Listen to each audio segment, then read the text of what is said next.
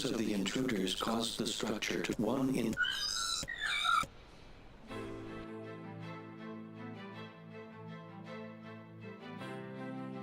The junk heap.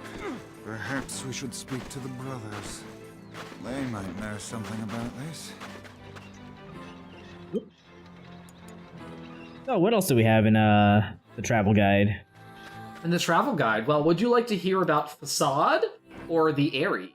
Or Popola's Village? We have all three of these. Well, I picked the last one, so Faye? How about the Airy? Ah, the Airy. A village enshrouded in a faint hint of gloom in between the gorges. This is a settlement which moved to the higher ground and gathered together in order to flee from the attacks of the Shade. There have been a lot of fog lately, and our readers must take caution, as that is the time when shades appear. However, its fantasy-like scenery attracts a lot of travelers to come and take a look.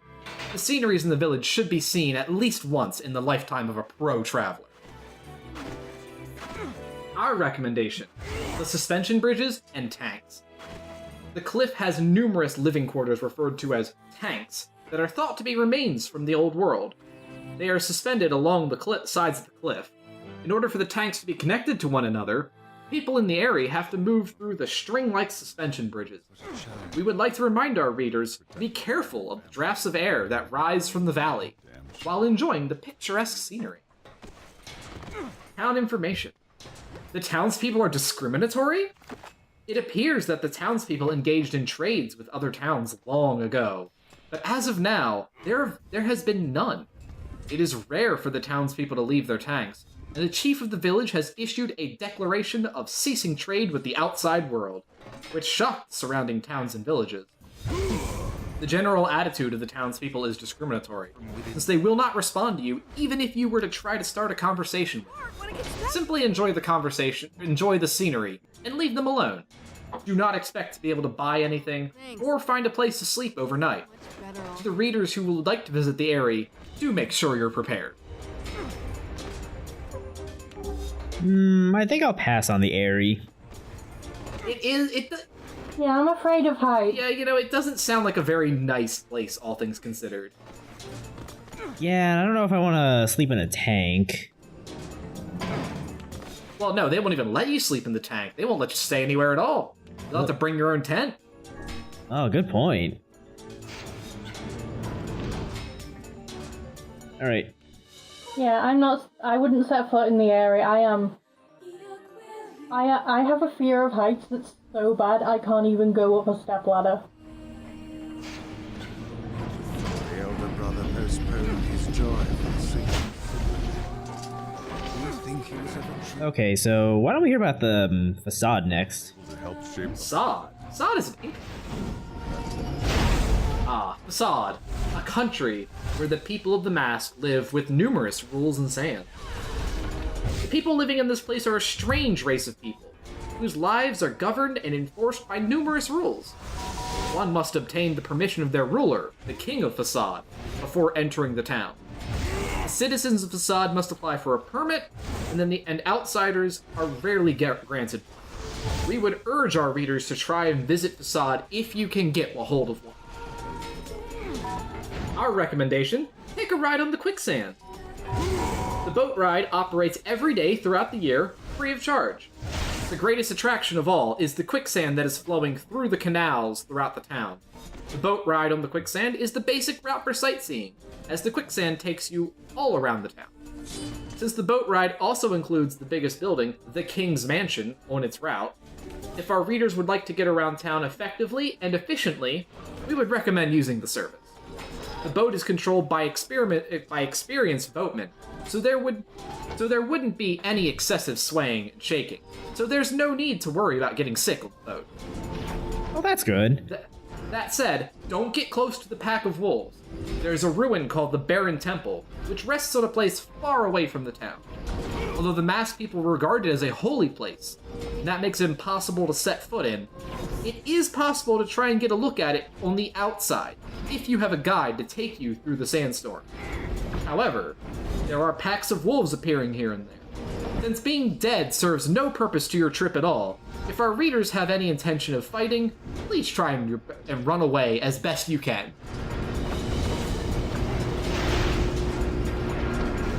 Yeah, running seems like good but advice. the murder cube. I feel like if you got to see the murder cube on your vacation, something's gone horribly wrong. Yeah, you only see the murder cube before you die. And even then, like, does it only go for the king of Facade, or? Well, no, because there's a whole folk story about it, so it has to... Maybe it's just like a Men of the Mask thing. Also, Artix, for your amusement, I have posted one of my more recent notes in our group chat. I see that.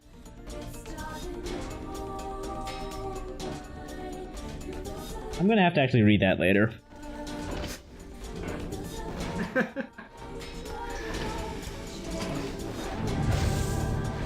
Yeah, that's a thing. I will read it out to thank you. Argate, because it's not... It's one of my irreverent notes. I wrote it in pink, so... the mental image of many grimoire vices is pretty funny, and I've decided that the collective noun for that is a smugness of grimoire. Yeah, I'd buy it.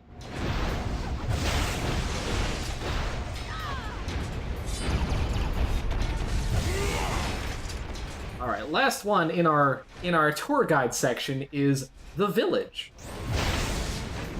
Now, Popola's village is a village filled by a gentle singing voice, water wheels, and a library. There exists no proper name to call this village.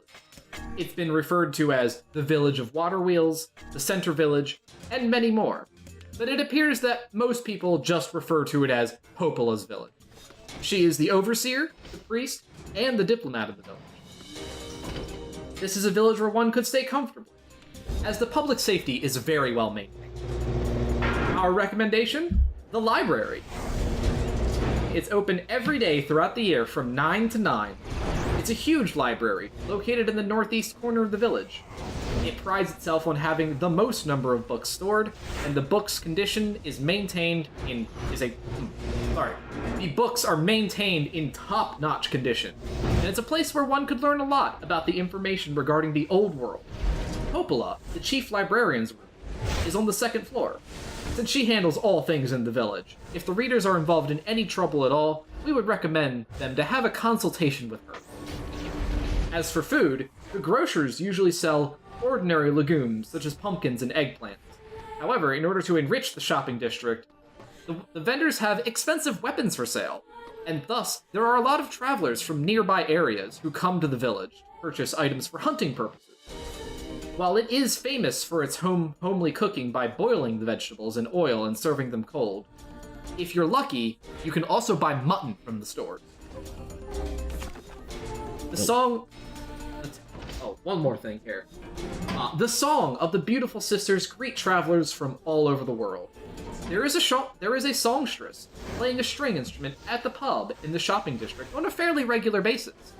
If you have a chance, how about requesting a song about your journey, like the song that's passed down by the village? Either way, Miss Devila and Popola are twins, and when this author visited the village, he encountered the twins having a duet. It was a wonderful experience. Good duet. Now, did the author have to make the moonshine, or? I mean, presumably. I feel like it's a misstep not to put that step in the book. Yeah, it's true. Argate, while we're here, do we have 3 machine oil? I did get 2 machine oils. What is it? Raw materials?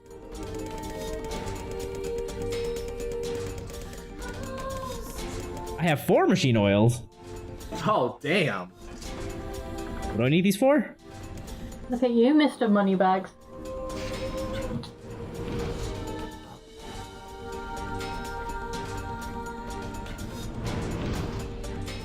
Apparently, we'll never know. Damn, I kind of wanted to know what I needed them for. I have written so many notes today. So there's an interview with Emmy Evans. And then here's a bunch of just random stuff. Ardix, where do I get the quest that I need 3 machine oils for? It's for the map. Oh, it is? Oh, okay. Yeah. We need 3 oils, 3 eggplants, and 3 goat hide. A large seagoing vessel. Okay. You, because You. Sounds like he's accusing him of something. It's like we're in court. Objection! Overruled. Oh. NieR was in development for 3 years. The first request to Yoko Taro was to make a happy ending filled with love. About that? Yoko Taro, now that I think about it, I was requested to not kill Yona. And then the response was, yeah, I remember asking for a scene where they hold hands. Well, I put that in the ending, didn't I? Like, but you wrote that Yona isn't cured in the setting materials, so Yona's still going to die after the ending. Well, yeah, her sickness wasn't cured, so she'll die later. The ending itself is happy, I just don't make any guarantees on what comes after that. I mean, all it said was don't kill Yona in the game. It's true. What happens afterwards? Well, it's out of our hands, right?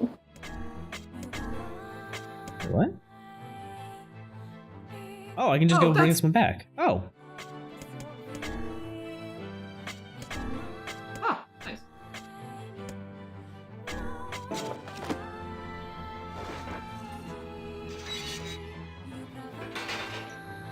Oh, that's nice. Oh boy, I know we're in for some fun now. There are more people with abnormal sexual preferences because there was no need to pair up women and men since they can't reproduce anyway. But even if they can't reproduce, replicants still have sex drive. But they don't realize they can't have babies because they have no concept of what normal childbirth looks like. Basically, managers like Devla and Popola just call them to a place, say that you're going to give birth soon, put them to sleep, and then create a replicant from a test tube-like thing while they're asleep. When replicants die, they just recycle them into new bodies. That's where I got that from. Oh, and by the way, a few years after the ending, aliens come, but they won't save the replicants with their technology. No, that just kind of leads into like a giant war or something. It actually does, according to the grimoire NieR. So a few years after the ending, aliens come, it gets messy with gestalts, replicants, and aliens. But no, they won't save the replicants with their technology. The scenario is sort of like Independence Day, and then and only then will the gestalts and replicants actually work together. At least they learn to get along eventually, question mark? We can call it that, yes. Okay, so I have a question that's been sort of an elephant in the room every time Kaina comes up. Uh-huh. It is well known that Kaina is... I can't remember if she's a trans woman or if she's intersex, but I know she has a penis. She's intersex, yes. Okay.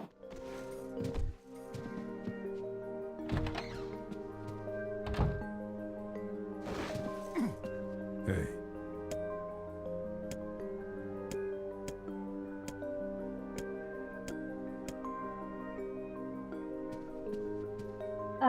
When does that actually come up? Never in the game. Huh.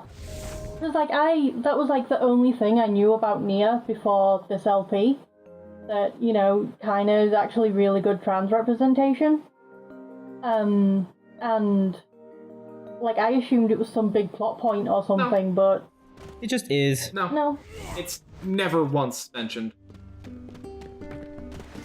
Other I than... I assume that's why the kids in the area bullied her. That is why she was bullied as a child. Yeah, and that's why she's pretty okay with being half shade, because she's used to being seen as a monster anyway. Yeah, so basically the whole scene where she gets bullied as a child is really the only time it's ever directly relevant to the plot.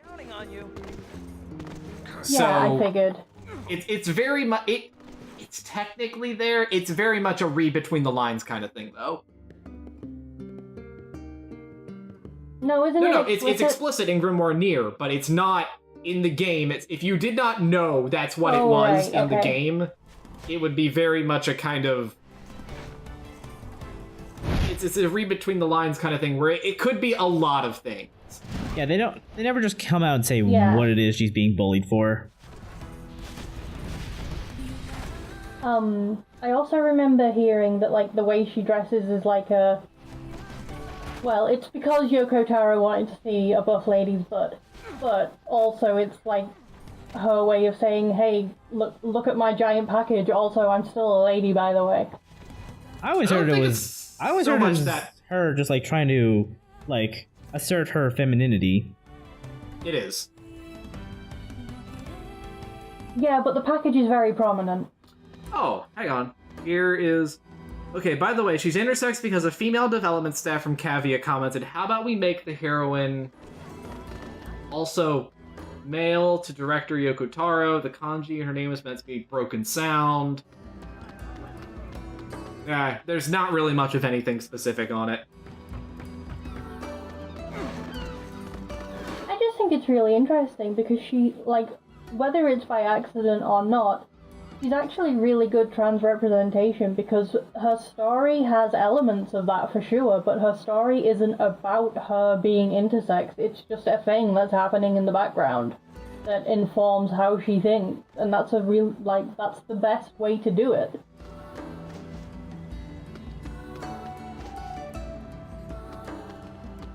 Like, don't mind me, representation of gender and sexual minorities is like a big thing for me in video games, and I just find it super interesting.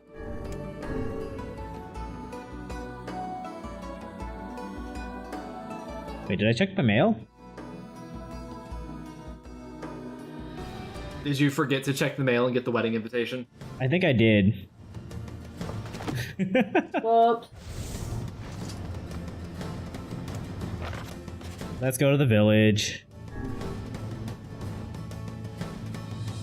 Actually, I should probably walk to the village or walk to the desert anyway so I can go get goat hides.